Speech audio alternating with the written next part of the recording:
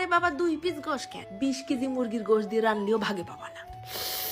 এরম একখান বিশিষ্ট ঝৈলাক্ত পদ হয়েছে। যেদিন আমার মনটা খারাপ থাকে সেদিন মনেরও মনটা ভালো করার জন্য এরাম একখান ঝাল ঝাল করে পদ রাইতে ভাই দিলাম। আবার খানিকটা নুন, সামান্য একটুখানি হলদির গুঁড়ো আর খানিকটা ধনিয়ার গুঁড়ো, হাফ ইঞ্চি দিছি থুকু, হাফ চা চামচ আদা বাটা আর হাফ চা চামচ রসুন বাটা দিলাম। আবার হাফ চা চামচের মতন শুকনো ঝালের গুঁড়ো ভালো করে চটকায় চটকায় মাখায় 15-20 মিনিট রাখলাম সাইড করে।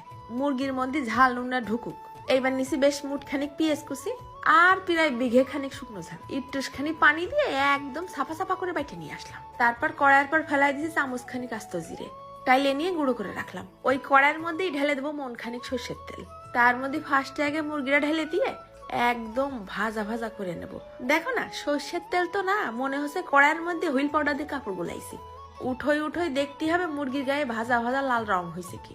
এরপর বেশ একটু মুসমুসে ভাব হলে তেলটা ছাইকে নিয়ে মুরগির পিসগুলো উঠে রেখে দেবো। ওই তেলের মধ্যেই ফেলাই দিলাম স্কুল ড্রেস খুলে নিয়ে আস্তে আস্তে কয়েক রসুন।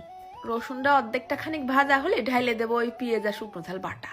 মশলাটা কিছুক্ষণ নাড়ে ছেড়ে ফস করে পুড়ে যাচ্ছে। তারপর আবার ওই ব্লেন্ডারটা ধুয়ে একটুখানি পানি দিলাম। খুন্তি দিয়ে নাড়ে চেড়ে মশলাটা ফাইন করে ভুনতে হবে।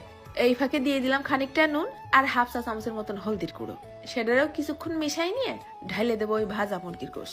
মশলার সাথেও মুরগির গোশটা কিছুক্ষণ নাড়ে চেড়ে ভুনে নিতে হবে নে।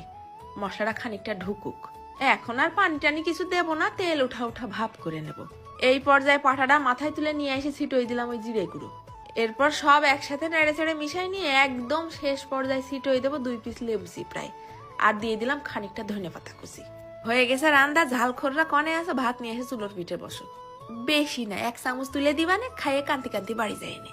তো এই মুরগিটা কিন্তু শুধু সাদা ভাত না, রুটি পরোটা খিচুড়ি দিয়েও খাতে পারবানি। বাবা রে বাবা কি যে ঝাল হইছে! ভাত মাখায় প্রথম এক গাল গালে দেওয়ার পর মনে হয়েছিল পুকুরের মধ্যে যে ঝাঁপ দেই। মন আবার নাকি ভালো হবে না। কি চিন্তা করবি তুই ঝাল ছাড়া? এক গাল গালে দিলি মনে হচ্ছে ডিনামাইট। এই শীতের মধ্যে গোসল করে এসে রোদে বসে খাচ্ছি এইরকম গরম ভাতের মধ্যে ঝাল ঝাল করে মুরগির ঝাল। ফাঁকে ফাঁকে দাঁতের তলে পড়তেছে মুরগির ভাজা ভাজা পিসগুলো। একদম স্বাদ মিটে যাবে। মন খারাপ হওয়া তো দূরে থাক, এইরকম করে 1 গামলা ভাত খাওয়ার পর বাপ দাদা 14 গোষ্ঠীর নাম ভুলে যাবে। লেবুর টক টক স্বাদ আসতেছে, ধনে পাতার ঘ্রাণ বেরোচ্ছে আর লাস্টে জিরে ভেজে দিস না, মানে স্মরণীয় হয়ে থাকার মতন এইরকম একটা স্বাদ। তো এটা খাতে গেলে অল্প স্বল্প ভাত নিয়ে বসে না, এইরকম করে রানলে এমন কেউ নেই যে 2 গামলা ভাত না খায় হাত ধুয়ে উঠতে পারবে। তবে পরের দিনের রিভিউ কি হবে তার জানতে চাওয়ার চেষ্টা করো না। এইসব খাতে গেলে বুকের বাটা লাগে। কি যে টেস্ট! বানায় একবার খাইয়েই দেখে নে মিথ্যে করছে কিনা। চলে গেলাম, ধন্যবাদ।